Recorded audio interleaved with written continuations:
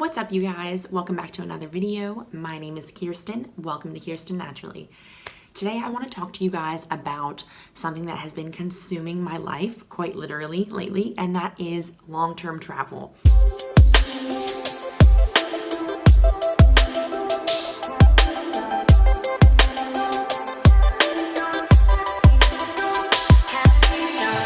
I have been gone from Portland since Christmas Day, and it's been good and bad. I think a lot of people, including myself, have this idea in our heads that traveling long term is just the dream and there's nothing better than it, and that if you haven't done it, you're just missing out.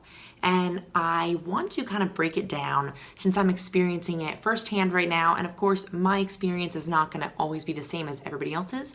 But I thought that maybe I could kind of share the pros and cons that I've experienced with long-term travel and help you kind of navigate your goals for traveling and what you'd like to do in the future. So without further ado, let's go ahead and get started. The first thing that really gets rough and tough is having a routine. Now, of course, if you watched my second to last video, you know that I have been rocking the morning routine. But even for somebody like me who is fresh off of a morning routine journal and it thinks they got all their ducks in a row, once you start traveling and you switch up your environment, things can go a little crazy. So that is one thing to keep in mind, is just have that already in your head that you're gonna need to be hyperactive on getting on your schedule. You're gonna need to be hyperactive on making sure that you're on top of everything, or else it's gonna be pretty easy to fall out of your daily routine. And every single day that you're not on it, it just gets harder and harder to hop back on. So that's number one. Number two is more related to food, and that is just the constant issue of eating. That doesn't really sound like it's an issue when you're traveling at first. It's like, oh, that's fun, let's go out to eat, let's go and explore all these places. But after a while, it becomes diminishing return to continuously eat out. It becomes very expensive. So you want to be home cooking. And if you don't have all the necessary cooking supplies, all the things that you're used to using in your own kitchen, it can be kind of tough to get ahead of the game and be meal prepping and have all these amazing foods that you're used to cooking at home when you're on vacation. So that is another thing, is just food, getting in the proper nutrition, and not spending too terribly long of your vacation worrying about the food aspect. It can be this kind of daunting idea of when you wake up, it's like, okay, now what do I eat? Whereas in your normal life, you may wake up and you've already got overnight oats in the fridge, or you've already got your avocado toast ready to be toasted and spread and nooched and salted, you know? So it just becomes a little bit more effort, and all those little bits of effort add up, and eventually they can start to tire you out. The third one is a routine for your pet. I don't know how your pets are out there, but my dog is such a sensitive little baby when it comes to his daily routine and the things that he needs around him, and he's just such a little about not having a routine. And it's been tough kind of traveling with him and keeping him appeased and making sure he's eating. You know, a lot of times when he's not in a routine, he won't eat. So that's kind of a tough thing. You have to make sure your dog's getting the proper nutrition, and you have to make sure he's getting walks and going to the bathroom at the same kind of general time, so that they have their own life and they're not just along for the ride of your crazy travel. So that's one thing to keep in mind.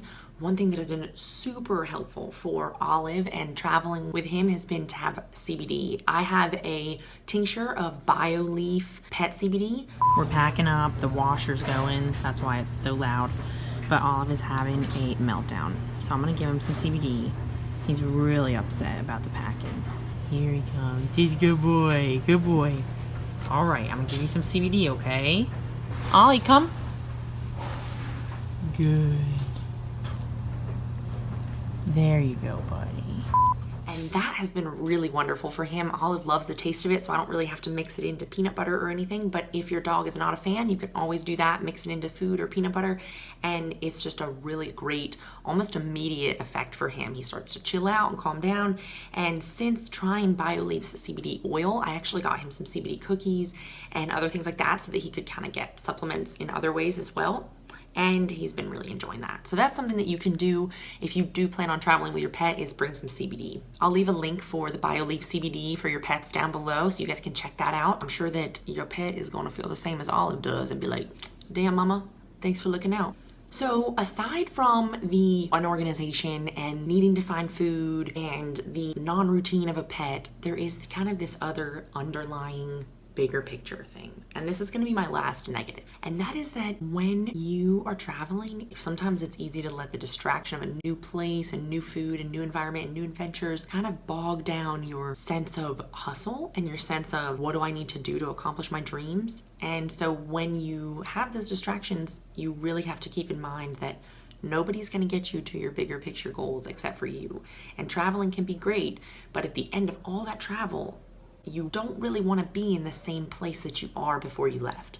So just try to keep that in mind. Try to be proactive on your goals. Try to journal at least once a day so that you can just be accountable for what you're actually doing every day, and you're not just spending all these days, all this time absorbing so much of the new environment but not really getting any substance for your life. Just being aware of it, that's really where you want to focus on so that you can go up from there. So I'm not gonna make myself feel too guilty, and I definitely don't wanna act like that traveling just can't happen because you can't be focused and you can't have your bigger picture goals, because that's mostly in your head, mostly in my head. So I'm trying to get through that and help you guys get through that as well if this is something that you might experience.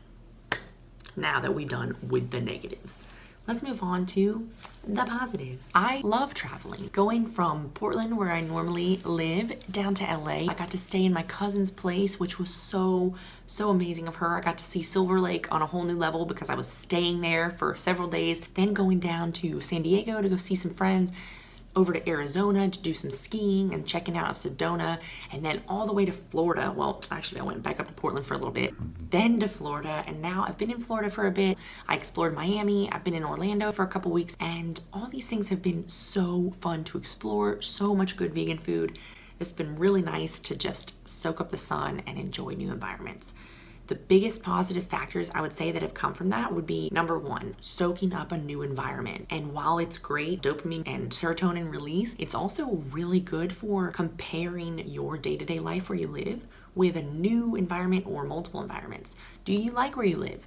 Do you like where you're traveling now? What do you find different? What are the similarities? I think that traveling has been the biggest game changer for me in learning how to appreciate where I live and what I want and what's important to me. The second great thing that I love about traveling is seeing other cultures. I think that something you can forget about in your day-to-day life is how different the rest of the world is. And of course, like, we kind of see this on social media, but until you're really in it and experiencing food from other cultures and seeing just different types of people around you, how people interact with one another, I love that I've seen so much more diversity than the 70-some% white people that are in Portland. At the end of the day, is really nice to see some new culture and some great, incredible food that I've never tried before, things I can't pronounce, things I just never would have thought were combined together to make incredible flavors and tastes, and they're all part of other cultures I would have never seen unless I came to these places. Now, the third thing I would say that is super crucial and I love about traveling is realizing what you do and don't need possession-wise. Once you've packed up all your shit and it's in storage and you don't remember what you got in there. Where are we at? Are we at our storage unit with all your stuffs? I love my stuffs, Mommy. We got everything into this, what is it, 10 by 15 unit? Boom. It's really, really easy to go back and scan through your mind. What do I really need? What am I missing? What are the things I could really use right now and would feel good to have on this trip, or I can't wait to get home to? And then what are the things that you sort of haven't really thought about once? And if you can't remember many of the things that you have, it might be kind of a good time to go back and get rid of that shit. And lastly, one of my favorite things is just realizing that all these things that you think you need and all the environments that may make your work life and your day-to-day life really great in your head sometimes aren't necessary, and they are just in your head. And I always relearn when I travel that you can get so much out of travel and you can do so much more than you think without a day-to-day cookie cutter life. You just have to really push yourself and really be aware and present of what's going on in your head and what's going on around you and what you're doing day to day. Are you just letting the time roll by, or are you journaling? Are you writing things down? Are you holding yourself accountable and kind of tracking what you're doing? Once you realize that all these limits are in your head, it's really freeing to challenge yourself and say, you know what, I may be traveling, but I can still get all the shit done that I need to get done. I can still work and hustle hard. So you kind of prove to yourself how badass you are.